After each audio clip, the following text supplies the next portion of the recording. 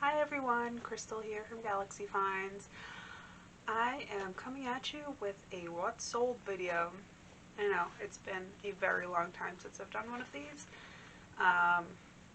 So yeah, I want to start doing them more regularly to keep myself accountable. But I realize that it is now June 9th and I'm doing one for May right now. So hopefully I can get to the point where I'm doing them every week. But right now I am going to do all of my thrilling sales, all of my Depop sales, and then my favorite or best sales from Poshmark. So it's not too long. And then maybe for my next one, I'll do like the first 2 weeks of June, and then I can do 2 what sold videos for June, and then maybe by July I'll be able to do 1 a week. So stick with me. May was a up and down sort of month. I think I would have done better if I was more focused. I didn't find out till mid-month that I was going full-time and that my full-time job was not returning, so I made that decision mid-month that I was going full-time reselling. So that's when I kind of like kicked it into full gear. So with that said, my gross sales for the month were $2,368, which was under my like goal amount. So, but I do really want my goal amount to be more than that. Like I'm hoping, I don't know, like it's gonna be hard for summer obviously because the summer slowdown and all that baloney, but I would like to be making like more closer to like $3,000 a month before fees and everything. So I know it's doable. I know if I actually put myself on a schedule, and I have been listing 5 items a day on Poshmark. I am going to re-sign up for Vendu and start listing more on Depop. It was a pretty decent month for Depop. So just to put in perspective, on Poshmark I have about 1,500 listings. On Depop I have about 100 listings. So with that said, I sold 5 items for the month of May on Depop.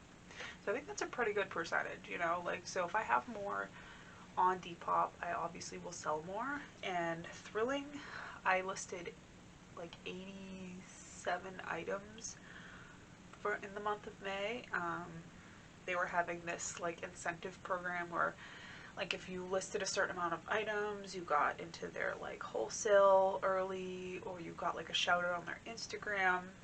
I was going for 100. I didn't quite make it, but I did get like 87 new items listed on Thrilling, so I'm hoping to get some more Thrilling sales, because on there, it's kind of like Depop, I had like 100-ish listings. So I am going to wrote down all of my stuff here in my trusty Nicole State planner. I just got Q3 delivered, and I'm so pumped that it's spiral bound, because like these are great, but like it's so hard to keep it open when you're like trying to do stuff. So that's awesome. So I'm going to start with Thrilling, and I eventually will do a Thrilling video. I mean, I'm not going to tell you again that I've been slacking. So Thrilling, I had 3 sales in Thrilling in the month of May. For some reason they were all $49. The first one was this 90s legging look art to wear lady drinking pinafore dress. I had this on Poshmark for like a long time, and then when I cross posted it to Thrilling, it sold quickly. And so Thrilling only takes 10% too, which is awesome. So that sold for $49. My next one was this 70s disco color button-up shirt jacket, if you will, bright yellow, like sunflower yellow color. I had recently just had like a $25 offer for this on Poshmark. I didn't want to sell this for $25, and I had this in my closet for like over a year. But with my vintage pieces, I will wait. Like my modern pieces, I'm like, whatever. But so I ended up taking new pictures, listing it on Thrilling, and it sold the next day for $49. So that was great. And then I saw this 90s plaid strapless prom dress sort of thing. It was like, it sort of like reminded me of like a sort of grunge prom dress. It didn't have a size, it did have some minor flaws, but I got an email saying that there was an international buyer who bought a bunch of stuff. Okay, so my camera battery died while I was in the office and I didn't have the charger, so now I am sitting in my apartment, which is why it is dark, and it's very hot in here, so, and my cat is on top of my planner with all of my notes, so I'm going to try to see, like, under him. I don't know if I can even, like, I can't move it so that you can see him, but he's being adorable. I just posted a picture on Instagram stories. Anyway, I left off with my last Thrilling sale, which was a 90s plaid strapless prom dress, and it was part of a large international order, so we had to, I guess everybody that they bought from had to send their order to one of the people from Thrilling, and they were going to box it up together and send it overseas. I don't know where it's going, but when stuff like that happens, it makes me think it might be like in a movie or something, like my other thing that I sold to like the VIP buyer or whatever, so that was kind of exciting. My Depop sales. Okay, I sold a pair of vintage high-waist pleated midi shorts. I got those for free, so they sold them for $20 with free shipping. I think the shipping was like $4. Depop takes 10%. You know, it wasn't a huge sale, but it was pure profit. My next was a chambray floral button-up shirt in a size 22, so a plus size. I sold for $29 with free shipping. Everything on Depop I do with free shipping, just because, I don't know, it's cheap. Like, I don't put anything that's super heavy on Depop, so usually the shipping is at most for like a sweater. I've spent maybe $8 for shipping, but like most things are around the like $3 to $4 range, so I don't really mind paying shipping for that. My next was a 90s Y2K leopard print dress. I sold for $24. That was super light too, so that was cool. That had been on Posh for a while, and then I got a lot more interest on Depop. My next was a 90s pair of printed denim, like high-waisted shorts. Those were a plus size as well. Those were size 18. Those were on my like discount on Depop, so they sold for $23.20. I had those forever, so I was just trying to clear them out. Then my best Depop sale of the month, or of like pretty much the year probably, I sold a trip skirt from like the early 2000s. It was pleated, stripes, and like little bondage rings. It was from my personal closet. So I actually have like a bunch of trip skirts that I've been like slowly parting with. I want to hold on to them, but I'm never going to wear them again. They don't fit me. I'm 37 now. I don't go to punk shows. Like, you know, it is what it is. But somebody paid me $75 for that skirt, and she, like, I really didn't think she was gonna buy it. She was like, "Can you hold this for me?" And I was like, "I'll hold it for 24 hours." She's like, "I'll give you $75 because I had it marked for like $99. So I said, okay, and like our time zones were like on opposite ends of the country. So I didn't know that she was in Hawaii. So like, she's like, "Oh, I'll get it to you by this afternoon." And I'm like, it's like 8 o'clock here. And she's like, "Oh," so like I figured it out later on, like when she said, "Oh, it's like 2 o'clock here." And I was like, "Are you in the US?" She's like, "Yeah." So I was like, okay, the only place she could be is Hawaii that has that time zone. So yes, she was in Hawaii, and then she got it, and she left me a love note, and she was so excited about getting, I'm patting my cat, by the way, sorry if this looks weird. She left me a love note, and she was so excited, so I'm happy it went to somebody that, like, really wanted it. And then, for my best Poshmark sales of May, okay, my cat is just like, he's being adorable, but the first one is this Free People Superstar denim shirt. I actually sourced this from ThreadUp, so I paid up a little bit for it, so I kind of had to let it sit until I could profit, but I did get $60 from it, and I think I tripled my money from that. It was really cute, but yeah, like, it's Free People, and you know, Free People is kind of hit or miss. So yeah, $60 for that. The next was this Vineyard Vines, sorry, the mail truck is outside if you can hear that. This Vineyard Vines St. Barth's maxi dress. I had that in my death pile for like a year, and I like just found it. I was like, oh yeah, I should probably list this because it's in season. So I got $40 for that, so that was good. I think I may have paid like maybe around $10 for that. I don't know. I had it for a while, and I just kept putting off listing it because, like, before I used Photo Room, taking pictures of like maxi dresses and long items, it was really hard.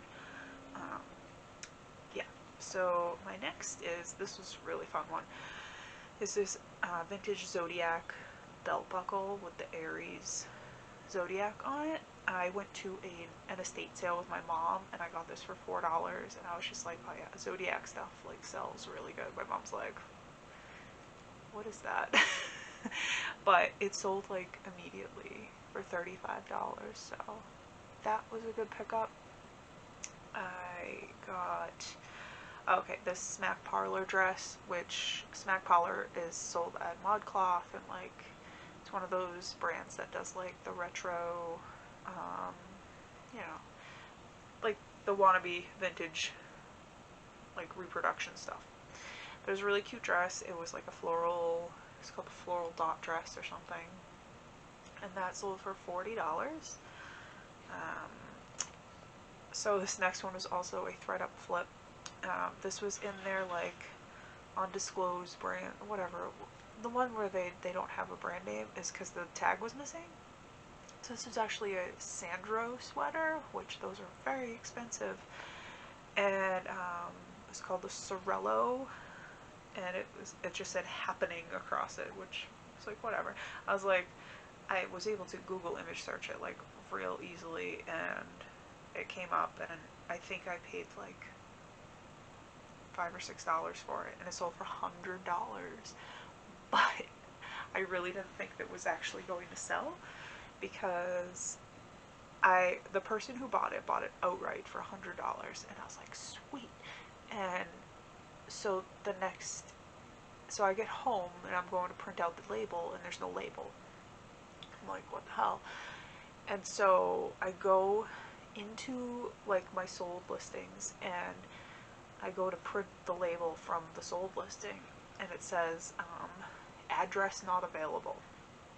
I was like, this is the first time I've ever seen that ever on Poshmark. So like, I tried sending Poshmark a message. I sent a message to the buyer. I was like, you need to update your address. And I was like, crap, it's a new person, they didn't put their address in. So I was like, yeah, I'm gonna have to cancel this sale because it's not gonna self-cancel.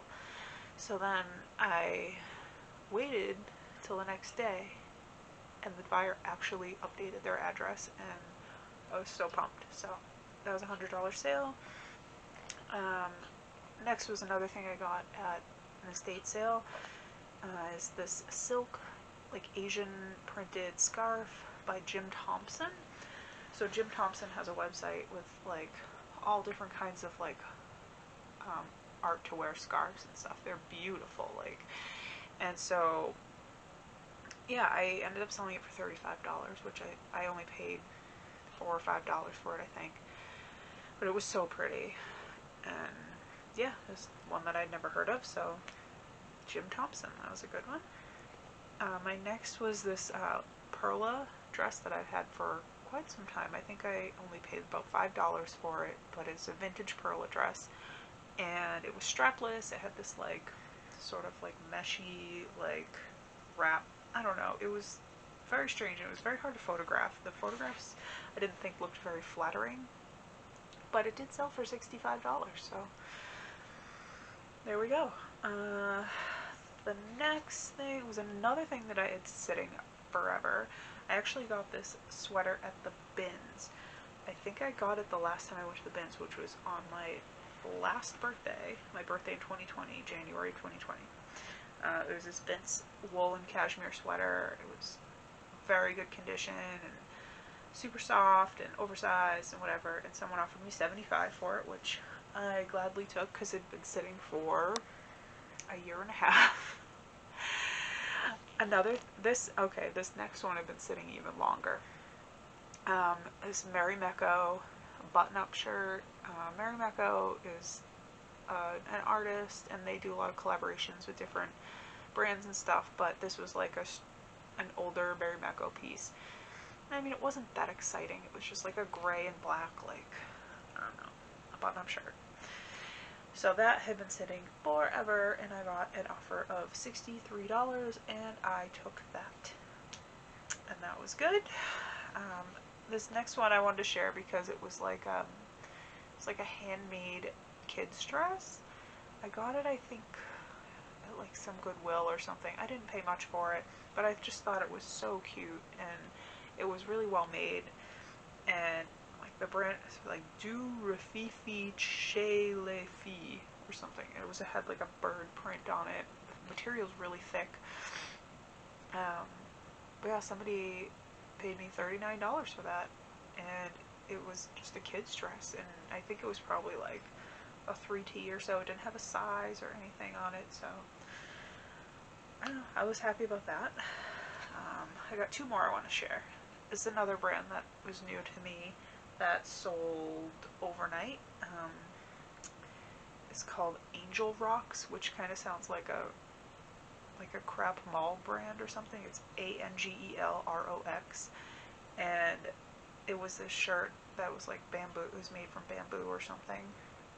It was called the Grace top, and they still have it on their website, but they didn't have this color available, so I assume if somebody like was a fan of this brand and they really liked that style and wanted that color, then maybe that's how they found me. But they paid outright $50 for it. I think it retailed for like $89, so I started it at $50 just thinking, who knows, and then it sold overnight for $50. So yeah, that's a BOLO. So Angel Rocks. Alright, and then another BOLO. I am ending this video with my best sale for the whole month. Krista Larson, Krista Larson. I'll put the tag up in a picture. So I went to Savers last week or the week before with my mom. I had 30% off, and I saw this dress, and I just thought it was really cool. So I picked it up, and I usually don't do comps or anything in the store because I mostly buy vintage. But I looked up this brand just quickly to see, and I saw that like the dresses sell for like $400 plus, and I was like, all right, I'm gonna grab it. What can it hurt? So I got it home. I took pictures of it. I did some research, and I couldn't find this dress anywhere, so I assumed that it was not being sold anymore, or was an older style. And then I went on Poshmark and I looked up the ones that had sold, and the comps were like, the comps for dresses by Krista Larson are all over $100. Tops like all over $70. Like, these are like collector's pieces, and I found out that the person who actually makes this brand is out of New Hampshire, which is obviously not far from me in Massachusetts, so like the odds of me finding this brand are probably better than a lot of people. So I went through and followed all the people that had liked like a lot of the Krista Larson pieces. There were like a few screen names that popped up a lot, so I went into their closets and I like shared if they had anything to share, or I just followed them if I wasn't following them. And within an hour I had two offers. I had listed for $199. My first offer was for $100, and then 20 minutes later someone else offered me $150. I took the $150.